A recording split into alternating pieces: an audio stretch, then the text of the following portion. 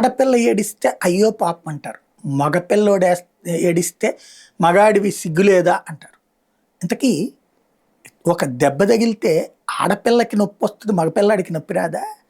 లేదా జీవిత భారం మోసేటటువంటి విషయంలో ఆడపిల్ల కంటే మగవాడి నెత్తినే బాధ్యత ఎక్కువ. ఆడపిల్ల సంపాదన అన్నటువంటిది అదనపు ఆదాయంగానే ఉంది ఇప్పటికి కూడా. ఆడపిల్లలు పోషిస్తున్న కుటుంబాలు పరిమితంగా ఉన్నాయి. మగవాడు తప్పనిసరిగా పోషించాలని చట్టం చెప్తోంది. పోషించకపోతే ఆ మగవాడిని అసమర్థుడిగా సమాజము చూస్తుంది. ఎంత పోషించినా ఇంకా చాలలేదని కుటుంబము చూస్తుంటుంది. నువ్వు బట్టలు కొనిపెడితే వాళ్ళు కొనుక్కున్న బట్టలతో పోల్చుకుంటే నువ్వు నాకు ఇస్తున్నది ఎంత అని అడిగేటటువంటి పిల్లలు, నగలతో చూస్తే నువ్వు నాకేం కొనిపెడుతున్నావు అని ఆ పక్కింటి ఆడ చూస్తే వాళ్ళ ఆయన బాగా కొనిపెడుతున్నాడని చెప్పేసి గొడవపడేటటువంటి భార్యలు, నిరంతరం ఇంట్లో గోల, ఆఫీసులో గోల, స్ట్రగుల్ అయ్యేటటువంటిది మగవాడే. ఈ మగవాడి బాధకి సంబంధించినటువంటి ఒక కథనాన్ని చూద్దాం. మగవాళ్ళ గురించి మన సమాజంలో ఒక విచిత్రమైన అభిప్రాయం ఉంటుంది. వాళ్ళు ఏడవకూడదు, భయపడకూడదు, బలహీనంగా కనిపించకూడదు, కుటుంబానికి ఎప్పుడూ ధైర్యంగా ఉండాలి, చిన్నప్పటి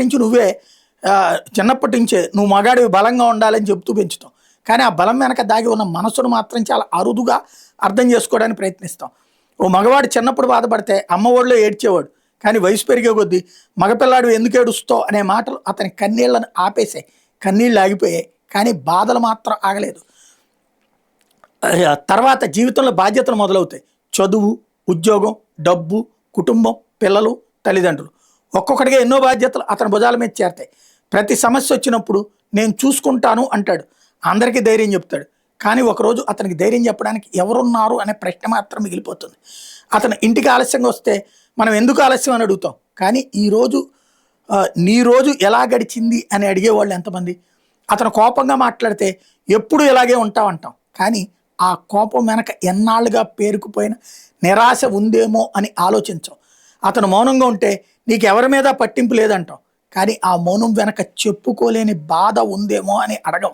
నిజానికి ప్రతి మగవాడి కోపం వెనక కోపమే ఉండకపోవచ్చు. కొన్నిసార్లు అది బాధ కావచ్చు, కొన్నిసార్లు భయం కావచ్చు, కొన్నిసార్లు తను ఎవరు అర్థం చేసుకోవడం లేదనే ఒంటరితనము కావచ్చు.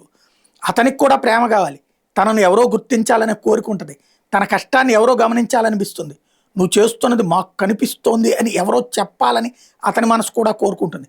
కానీ చాలామంది మగవాళ్ళు ఇవేమీ అడగరు. ఎందుకంటే అడగటం కూడా తమకు నేర్పించలేదు. వాళ్ళకి నేర్పింది బాధ్యతలు తీసుకోవడం, సమస్యలు పరిష్కరించడం, కుటుంబాన్ని కాపాడటం, అవసరమైనప్పుడు డబ్బు సంపాదించడం, అందరి ముందు ధైర్యంగా నిలబడడం. కానీ నీ మనసు ఎలా ఉంది అని మాత్రం ఎవ్వరూ నేర్పించలేదు. అందుకే మన జీవితంలో ఉన్న మగవాళ్ళను కొంచెం భిన్నంగా చూడండి అని అడుగుతున్నారు.